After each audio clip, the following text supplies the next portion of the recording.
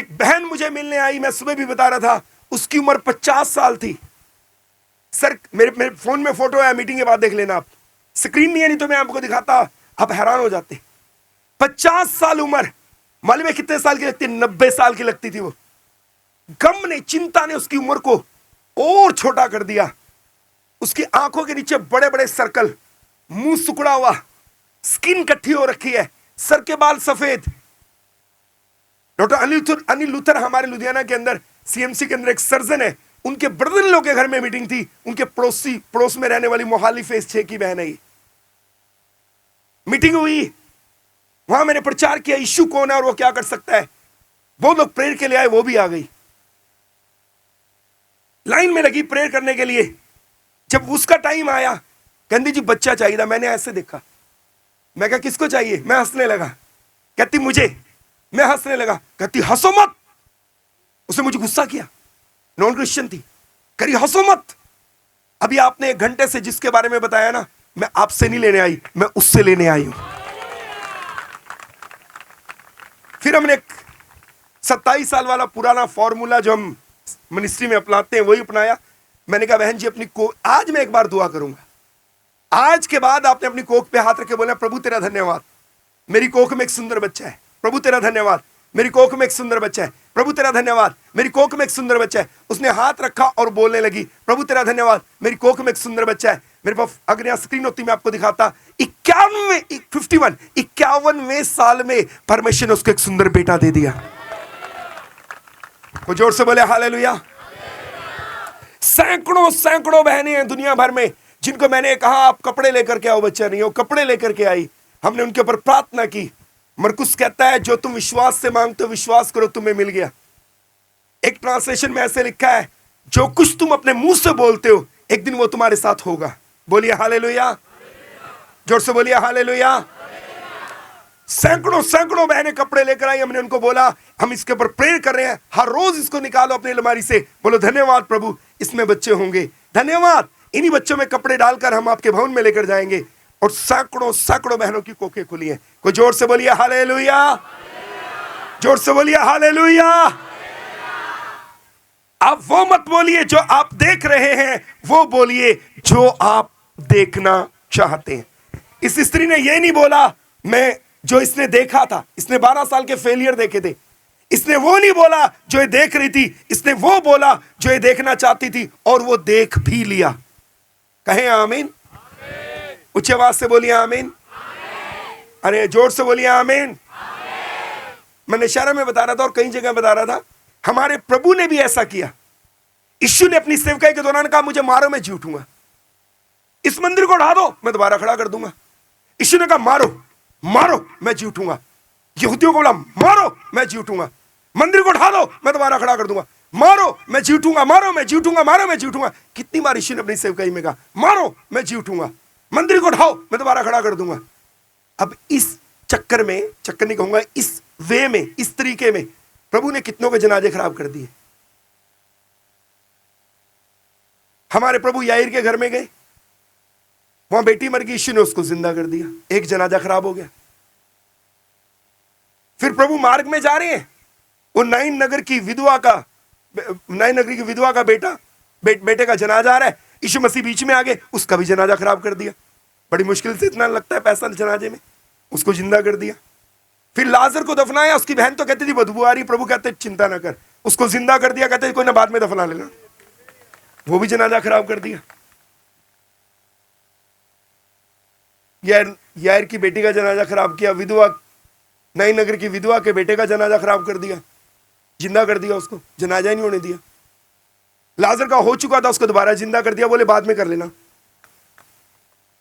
और सुनो, अपना भी खराब किया, दफनाया, आप जिंदा होके बाहर आ गए। एक और खुशखबरी बताऊं, अगर उसके आने में देरी है आपके भी खराब कर देगा। जोर से ताली बजा के प्रभु को धन्यवाद दे, जोर से ताली बजा के प्रभु को धन्यवाद दे। अगर उसके आने में देरी है वो आपके भी खराब करके रहेगा। बोलिए हालेलुया। बार कहा मुझे मारो मैं जी उठूंगा, आप तो जी उठे, बाकियों को भी जिला दिया। हिंदी की बाइबल में लिखा जब यीशु जी उठा बहुत सी कब्रें, जब यीशु जी उठा बहुत सी कब्रें क्या लिखा जी? बहुत से, पास्टर सनी क्या लिखा है? जब यीशु जी उठा बहुत सी कब्रें और बहुत से लोग जी उठकर नगर में अपना तो किया ही किया। मैं जी उठूंगा, मैं जी उठूंगा, कईयों को और भी जला दिया। मैं कुछ कहना चाहता हूं आपको, जब आप एक बात को बार बार बोलते हैं, आत्मिक जगत में वो बात पक्की हो जाती है। बोलिए हालेलुया। ऊंची आवाज से बोलो भाई, धीरे नहीं बोलना। हालेलुया। यीशु मसीह के नाम की, यीशु मसीह नासरी के नाम की हालेलुया। लुधियाना में हमारी चर्च में एक बहन है, उसका नाम है doctor Anjana Deborah Shamul. Brother Sushil ji same गली में रहते थे, मैं भी उसी गली में रहता था। नई नई मिनिस्ट्री शुरू हुई 2007 के अंदर, और वो कलीसिया में आने लगे। उनके पति टेवे बनाते थे, पंडितों की किताबें पढ़ते थे, टेवे बनाते थे, 500 रुपए एक टेवे का लेते थे। शराब भी पीते थे, सिगरेट भी पीते थे। हमारे घर के बिल्कुल सामने रहते थे। वो बंदगी में आने लगे, उन्होंने सारी बुक्स उठा के कबाड़ी को बेच दी, टेवे बनाने बंद कर दिया, गिटार लेकर वर्शिप करते हैं अब। शराब छोड़ दी, सब छोड़ दिया। उनके ब्रदर ने भी छोड़ दी, उनके साला साहब ने भी छोड़ दी। वो डॉक्टर अंजना दबोरा शामुल सीनियर डॉक्टर कैंसर हॉस्पिटल की, वो हमारी कलीसिया में आते थे। एक दिन मुझे आके एतवार को शाम को, पहले कलीसिया शाम को होती थी, जब सुशील जी आने लगे शाम के समय का होता था कलीसिया। मुझे आके कहते पासवान यहाँ गिल्टी है, मेरे यहाँ गिल्टी है। डॉक्टर अंजना कहते मेरे यहाँ गिल्टी है। आज है एतवार, कल है सोमवार। कल मैंने एडमिट होना है, परसों सवेरे मेरी सर्जरी है, एक दिन पहले एडमिट होना पड़ता है। इस गिल्टी को निकालेंगे डॉक्टर। जब मैं उसके लिए प्रार्थना, मैंने कहा क्या प्रार्थना करूं? बोली ऑपरेशन के लिए प्रार्थना कर दो, ठीक ठाक हो जाए। जब मैं प्रेयर करने लगा तो प्रभु ने मेरे मन में डाला, इसको पूछ अगर ऑपरेशन कैंसिल हो जाए। मैंने कहा डॉक्टर अंजना अगर आपकी सर्जरी हो ही ना, बिना प्रार्थना के मैंने आंखें खोल के पूछा, अगर आपकी सर्जरी ना हो, कह रही इससे बड़ी क्या बात है। मैंने बोला हाथ रखो, उसने हाथ रखा, यहां हाथ रखा। कैंसर हॉस्पिटल की सीनियर डॉक्टर है, यहां हाथ रखा, सीएमसी से एमबीबीएस किया था उन्होंने। मैंने कहा यीशु के नाम में गिल्टी गायब हो जाए। ये प्रार्थना करने के बाद मैंने इसको बोला आप अपने घर जाओ, यहां से चर्च से अपने घर तक बोलते जाना हाथ रख के, प्रभु तेरा धन्यवाद ये गिल्टी गायब होगी, प्रभु तेरा धन्यवाद ये गिल्टी गायब होगी, प्रभु तेरा धन्यवाद ये गिल्टी गायब होगी, आपने मुझे चंगा कर दिया। बोलते जाओ अपने घर में, चर्च से अपने घर तक बोलते गई। पास ही कुछ गलियां छोड़ के घर है उसका, घर जाके हाथ अड़ाया, गिल्टी वहीं की वहीं, गिल्टी गायब नहीं हुई, गिल्टी वहीं की वहीं। उनका बाथरूम ऊपर है। शाम के समय में खाना बनाया, गर्मियों के दिन थे, नहा के आई, बेड के ऊपर पूरा परिवार बैठा, वो उनके पति, उनका बेटा, उनकी बेटी। खाना खाने लगे, अपने बेटे को कहती सब्जी का डोंगा देना, कहती तेरे गिल्टी तो गायब है ही नहीं है। वो दिन आज का दिन, दोबारा कोई सर्जरी नहीं हुई, गिल्टी भी नहीं मिली आज तक, पता नहीं किधर को चली गई। कितनों को समझ आ रहा है? ये स्त्री बार बार कहती थी, और किससे कहती थी? बोलिए हालेलुया। अरे धीरे बोलने, जोर से बोलिए हालेलुया। हमारी बाइबल में एक व्यक्ति है, उसका नाम है शाऊल। शामुल ने इसके ऊपर तेल डाला और इसको राजा बना दिया, अभिषेक कर दिया। बनाया तो खुदा ने है, शामुल ने अभिषेक कर दिया। अब शामुल ने उसको कहा कि अब तू जाएगा ना, कुछ चिन्ह तेरे साथ पूरे होंगे मेरे पास से जाने के बाद, लेकिन जब तू परमेश्वर के पर्वत पर पहुंचेगा, नबियों का एक दल तुझे मिलेगा, उन्हें देखकर तू भी नबूवत करेगा। और अगली लाइन में लिखा है, तब जब तू नबूवत करेगा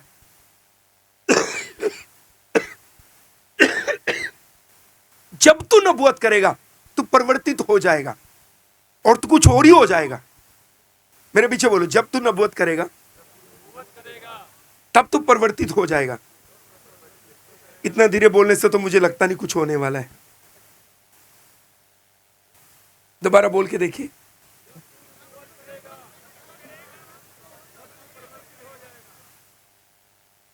क्या कुछ लोग मालूम है परमेश्वर की स्तुति कैसे करते हैं? मैं आपको बताता हूं कुछ लोग कैसे परमेश्वर की स्तुति करते हैं। मालूम है? अगर उनको ताली बजाने के लिए वो स्लो मोशन में बजाते हैं, वो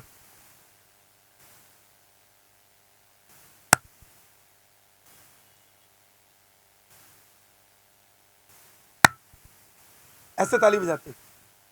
कुछ लोग बोलो बोलो हाथ लगा के बोला लिया, पता कैसे हाथ उड़ाते हैं? वो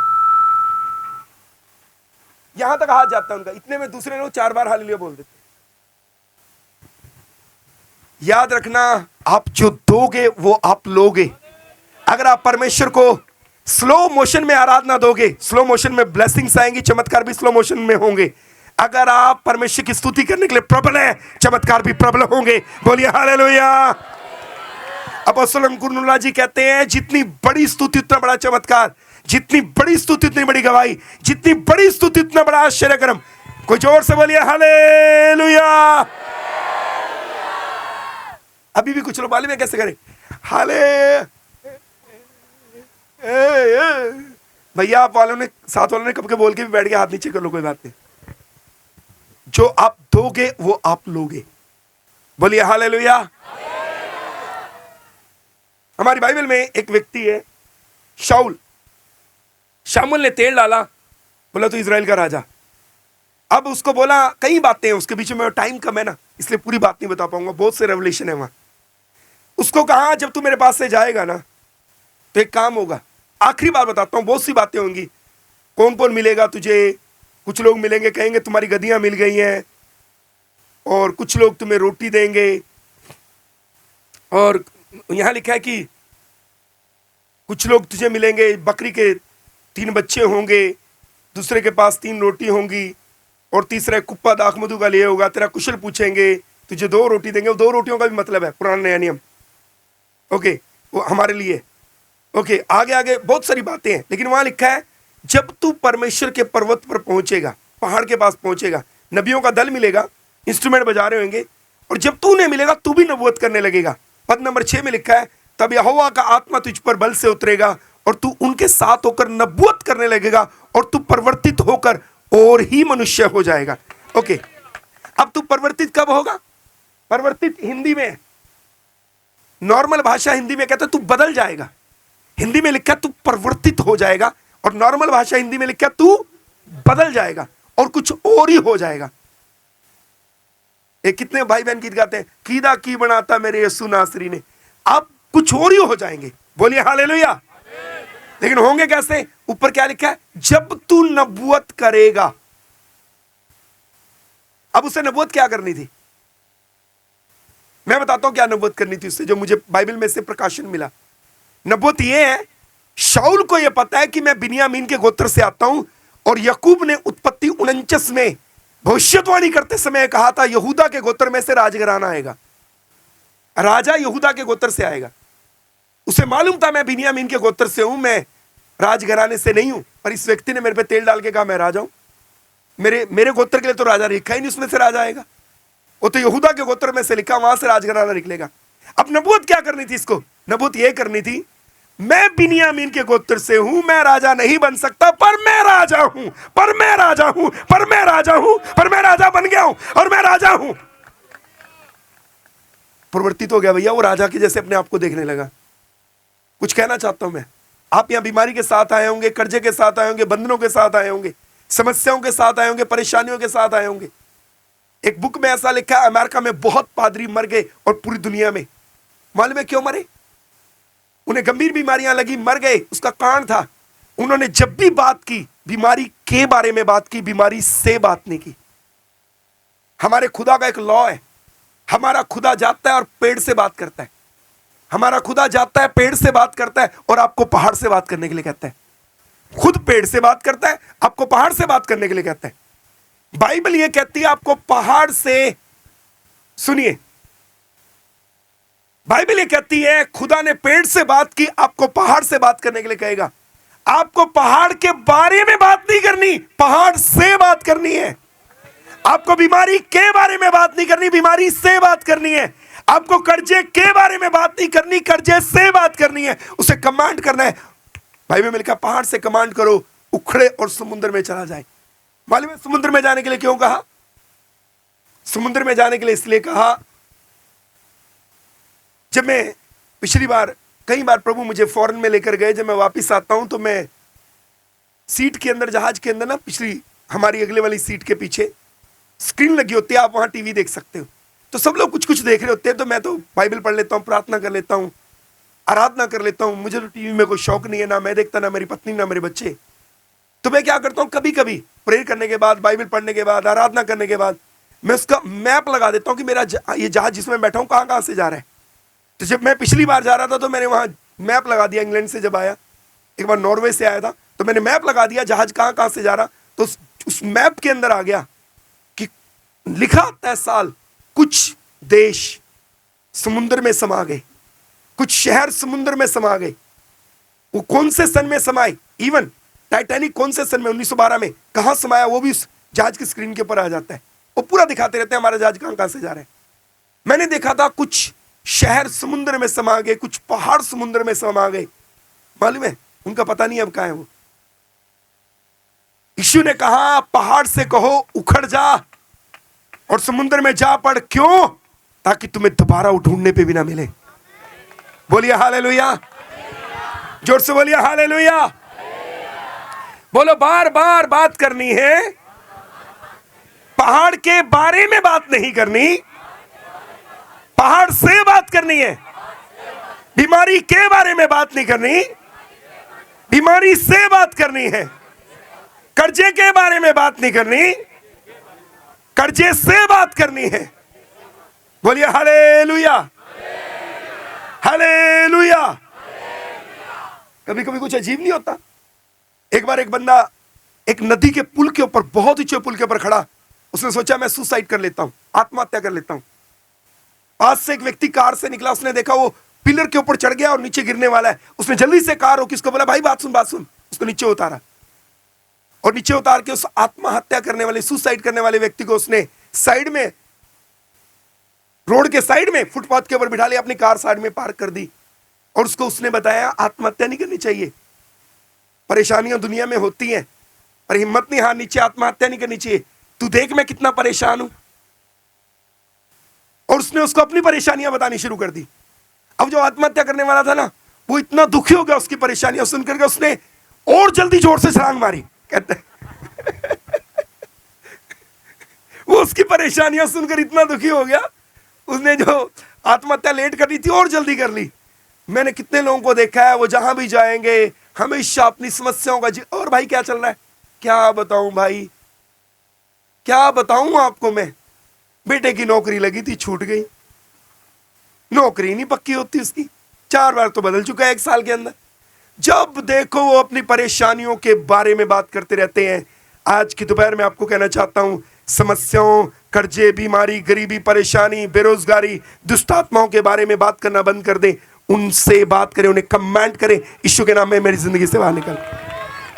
बोलिए हालेलुया, ऊंची आवाज से बोलिए हालेलुया, हालेलुया।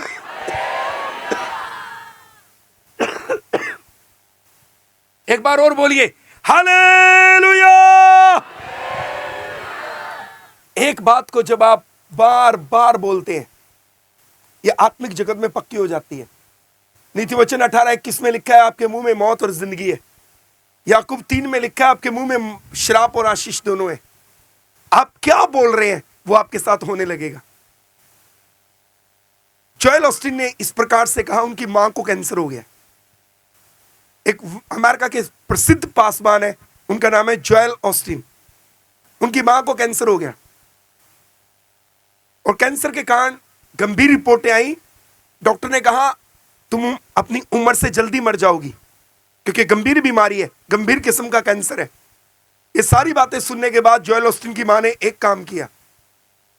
कितने साल पहले की बात है ये, उनको कैंसर बताया, उन्होंने एक काम किया। मालूम है क्या काम किया? उन्होंने अपनी जवानी की, बचपन से लेकर के जवानी की सारी फोटोएं निकाली, कलर फोटोएं निकाल करके फ्रिज पे चिपका दी, डोर पे चिपका दी, किचन में चिपका दी, छत पे चिपका दी, ऐसे लटका करके दरवाजे के पीछे चिपका दी। सब जगह अपनी बचपन की और जवानी की सुंदर सुंदर फोटोएं चिपका दी। और वो हर रोज उस कमरे में घूमती हुई, जोएल ऑस्टिन उनसे पूछता है फोटोएं क्यों चिपकाई? वो हर रोज अपने कमरे में घूमती ऐसे कहती थी, जो मैं अब दिखती हूं मैं ये नहीं हूं, जो मैं इन फोटो में दिखती हूं मैं वही हूं। जो मैं अब दिखती हूं मैं ये नहीं हूं, जो मैं इन फोटो में दिखती हूं मैं वो हूं। हर रोज बोलती, हर रोज बोलती, हर रोज बोलती। मैं आपको बताना चाहता हूं आज तक जिंदा है वो। बीमारी आज तक नहीं लेके गई। डॉक्टर कहते थे कुछ दिनों में जाओगे, लेकिन आज तक नहीं गई वो। कुछ कहना चाहता हूं, जब आप बार बार बोलते हैं, जब आप बार बार बोलते हैं, लेकिन आखिरी बात बोल के बंद करूंगा, जब भी बोलना है वचन को लेकर बोलना है, यीशु के नाम को लेकर के बोलना है। बोलिए हालेलुया। साथ वाले को बोलो हालेलुया। ऊंची आवाज से बोलिए हालेलुया। यीशु के नाम की। आप थोड़े से मुझे ना, या तो मुझे नाराज लगते हैं, या मुझे थके हुए लगते हैं, या मुझे ज्यादा परेशान लगते हैं। आप कभी लुधियाना में आओ, शालोम फेलोशिप चर्च में मैं आपको इनवाइट करता हूं। मैं आपको साधु सुंदर सिंह जी के घर भी लेके जाऊंगा, हमारे घर से ज्यादा दूर नहीं है। आप लुधियाना में आइए। लुधियाना में हमारी कलीसिया में इन दिनों में बहुत कमाल की उत्साह है। लोग वचन सुनते सुनते खड़े हो जाते हैं, तालियां बजाते हैं। इवन बहनें अपने दुपट्टे हिलाती हैं, भाई अपने रुमाल हिलाते हैं, वो परमेश्वर की स्तुति करते हैं। वो आनंद से भर जाते हैं वचन सुनते सुनते। मैं आपको कुछ कहना चाहता हूं, आप वचन को कितने आनंद से ग्रहण करते हैं, वो उतने ही प्रबल रीति से आपके अंदर फलवंत होगा। बोलिए हालेलुया।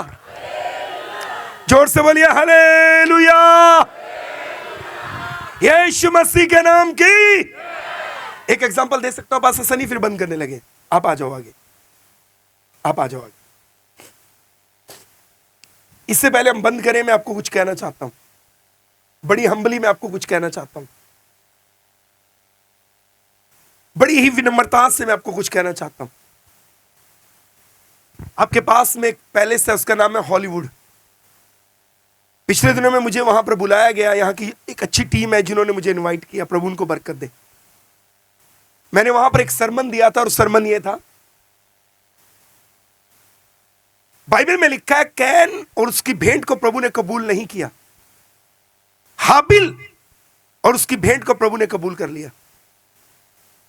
जितने यहां पासवान बैठे हैं, इनमें से मैक्सिमम पासवान हुए हैं जो थियोलॉजी करके आए हैं, और उन्हें पता है कि थियोलॉजी के अनुसार जब अब्राहम ने पाप किया, उसने अपने आप को पत्तों से ढका, परमेश्वर ने उसको चमड़े के अंग रखे दिए। यह धरती का जानवरों में पहला बलिदान था। हालांकि पहला बलिदान तो परमेश्वर का मेमना है जो जगत की उत्पत्ति से पहले हुआ। अब हाबिल के पास यह प्रकाशन था कि लहू के द्वारा पाप ढकेगा, इसलिए वो अपनी भेड़ बकरियों के पहलौठे लेकर गया, जानवर लेकर गया। उसे पता था कि लहू के द्वारा पाप ढकता है। कैन अपनी भूमि की उपज से ले गया। ये थियोलॉजियन कहते हैं, और मैं सहमत हूं, मैं एग्री हूं, मैं उससे बिल्कुल इनकार नहीं करता।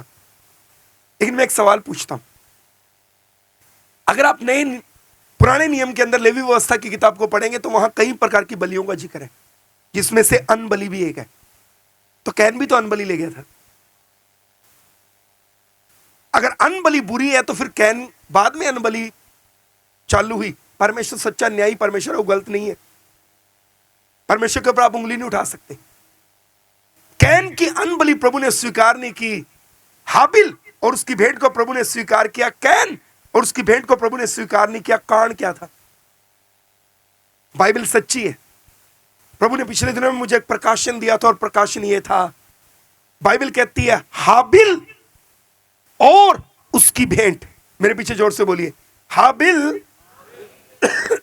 और उसकी भेंट। ये ले लेंगे आप,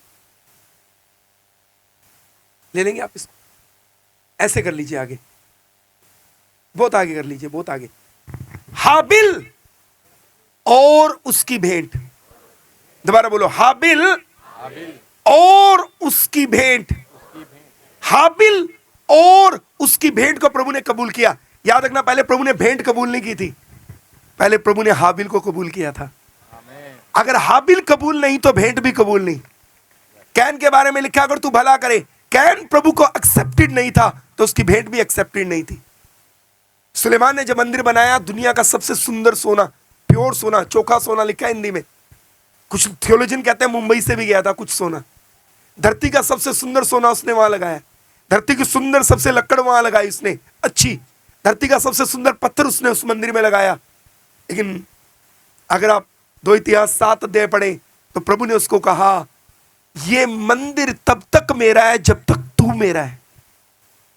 अगर तू मेरा नहीं है तो मंदिर भी मेरा नहीं है। क्या आकाश के पंछी, धरती के जीव जंतु और प्रभु कहते हैं कि क्या मैदान के सब जीव प्राणी मेरे नहीं है? क्या सोना मेरा नहीं है, चांदी मेरा नहीं है? याद रखना मेरे प्रियो, हाबिल पहले एक्सेप्ट हुआ, भेंट बाद में एक्सेप्ट हुई। बंद करते समय पवित्र आत्मा ने जो बार बार कायल किया कि मैं आपको बात बताऊं, अगर कोई व्यक्ति आज यहां ऐसा बैठा है जो आज तक ये कहता है कि मैंने प्रभु को अपना जीवन नहीं दिया, तो मैं आपको एक बड़ी विनम्रता से एक बात कहना चाहता हूं, प्रभु को आपका धन दौलत गाड़ी बंगला, प्रभु को आपके द्वारा दिए गए मिट्टी का डोर ट्रॉली, आपके द्वारा दिए गए चर्च के अंदर 50 पक्के, ये सब बाद में एक्सेप्टेड है, पहले आपको कबूल करेगा प्रभु। बोलिए हालेलुया। अगर आप कबूल नहीं है तो प्रभु को यह भी कबूल नहीं है। इसलिए इब्रानियों की किताब 12 अध्याय 1 पद में लिखा है, रोमियो 12:1 में लिखा है, हे प्रियो, परमेश्वर की दया समझ दिलाकर तुमसे विनती करता हूं, अपने अपने शरीरों को जीवित पवित्र और परमेश्वर को भावता बलिदान करके चढ़ाओ, यही तुम्हारी आत्मिक सेवा है। धन्यवाद पासवान। आए आंखें बंद करें, प्लीज आंखें बंद करें। सबसे पहले हम एक काम करेंगे, वो ये, अगर आज तक कोई व्यक्ति ऐसा है सभा में जिसने प्रभु को अपना जीवन नहीं दिया, प्रभु को अपना मुक्तिदाता और उद्धारकर्ता स्वीकार नहीं किया, आज उसके लिए एक मीटिंग, एक अवसर है। आप अपना जीवन परमेश्वर को दे सकते हैं, आप अपने आप को परमेश्वर को अर्पण कर सकते हैं, आप परमेश्वर के निकट आ सकते हैं, आप परमेश्वर को कह सकते हैं, आज से सबसे पहले मैं ये जीवन तुझे दे रहा हूं। मेरे प्रियो, परमेश्वर को सुलेमान के मंदिर के पत्थरों में इंटरेस्ट नहीं था, उसको उसके दीवारों पर मड़के लगाए गए चोखे सोने में कोई इंटरेस्ट नहीं था।